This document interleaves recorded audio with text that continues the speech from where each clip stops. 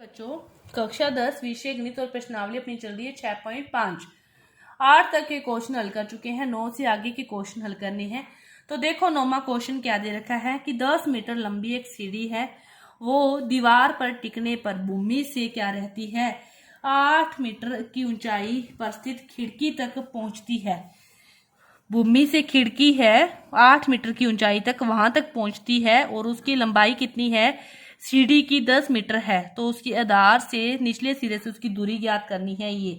तो ये समकोण त्रिभुज की वही पाइथागोरस प्रमेय आसान सा क्वेश्चन है कि जो 10 का स्क्वायर है वो बराबर है 8 का स्क्वायर, जिसको निकालना है उसको एक्स स्क्वायर मान लिया। 10 का square 100 equal to 64 plus X square निकालना है तो 100 में से 64 गए, अपने पास बच गए 36 और x की फिर वैल्यू कितनी आ जाएगी, √ 36। 36 किसका वर्ग होता है, 6 का। तो ये कितना आ गया, 6 मीटर आ गया।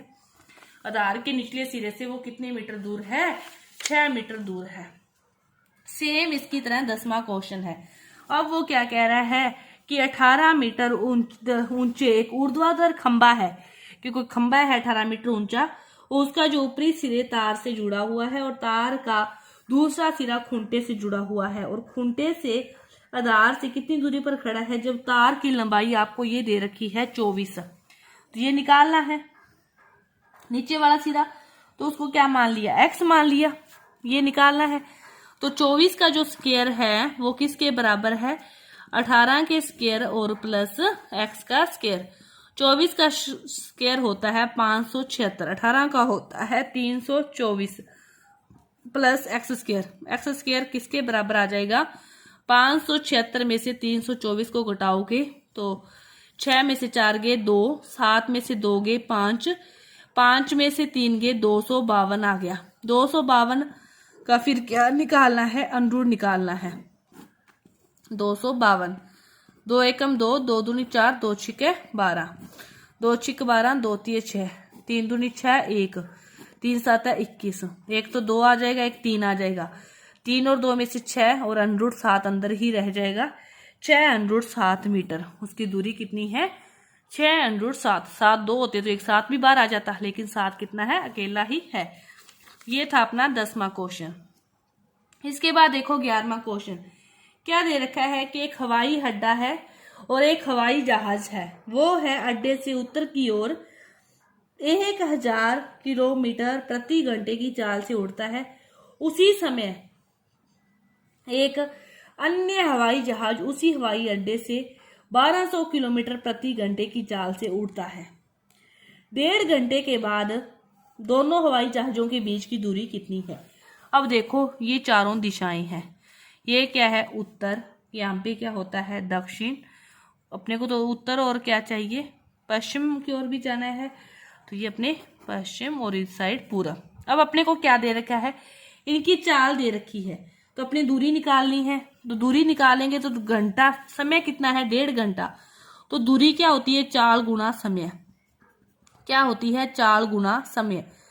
पहले जहाज की कितनी है 1000 गुना समय कितना है, इसको पहले सिंपल बिन में 2 एकम 2 और 1 3 बटा में 2, 2 5 10, 500, 5 दिए 1500, 1500 ये दूरी किस में आएगी, किलोमीटर है तो किलोमीटर में आएगी।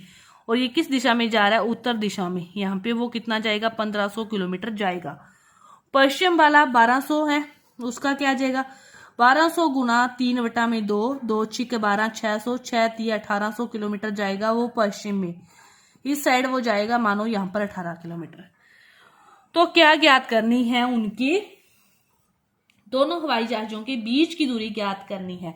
अपने को ये ज्ञात करना है, यानी कि कर्ण ज्ञात करना है। तो कर्ण ज्ञात हो जाएगा, इसका स्क्वायर प्लस इसका स्क्वायर दोनों का योग करना है, उसके बराबर आपका कर्ण आ जाएगा। ये था आपका 11वां क्वेश्चन। आगे का जो भाग है वो आप खुद हल करोगे, कुछ नहीं बचा, बस बिल्कुल सिंपल सा रह गया।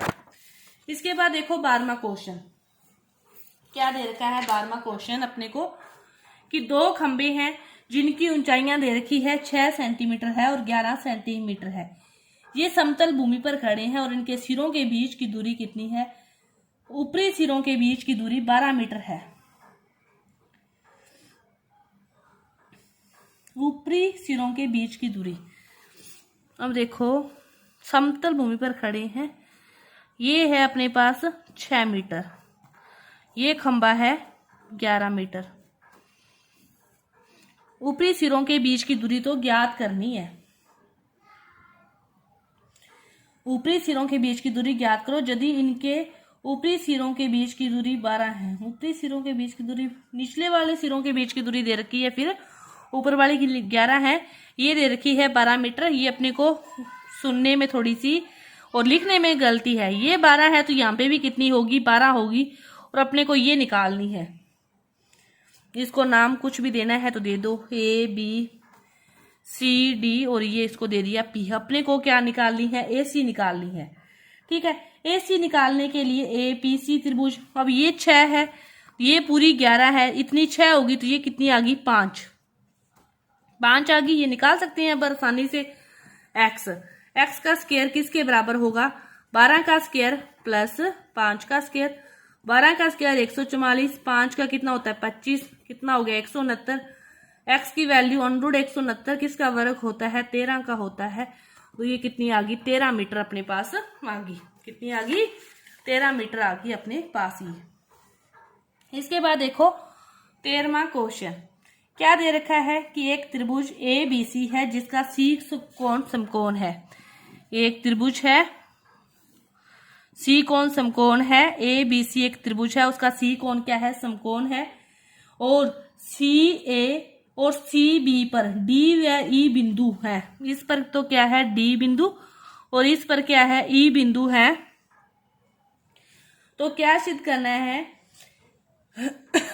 ए ई स्क्वायर, ए ई चाहिए अपने को, ए ई, ए को ई से मिला दिया, प्लस बी डी, बी को डी से मिला दो, बी डी चाहिए, इक्वल है A B plus D E, तो डी ई भी चाहिए, इसको डी ई से मिला दिया।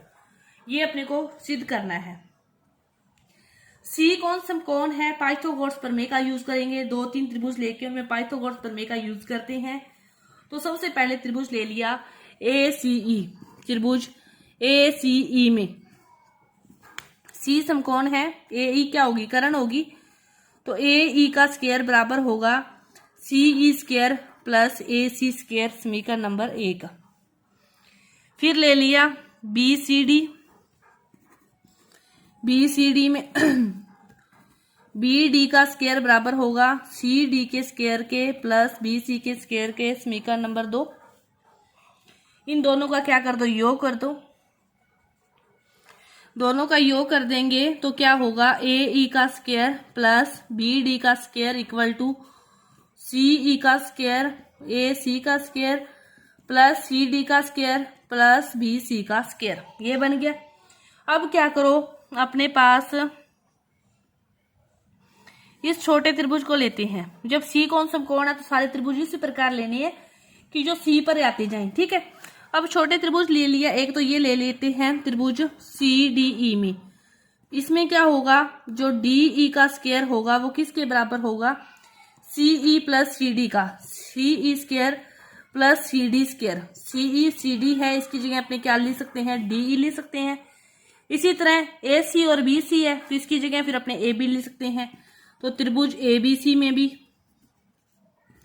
ए बी स्क्वायर किसके बराबर होगा, बी सी स्क्वायर के प्लस ए सी स्क्वायर के। अब देखो ए सी और बी सी की जगह ए बी आ जाएगा, इनकी जगह डी, मतलब D E plus A B आ जाएगा इस साइड। A E square plus B D square बराबर आ जाएगा D E square plus A B square. यही हमें क्या करना था, प्रूव करना था, और हमारा ये प्रूव हो गया। ये था हमारा 13वां क्वेश्चन, और 14 और उसके आगे के जो क्वेश्चन है वो अपने अगली वीडियो में करेंगे। धन्यवाद।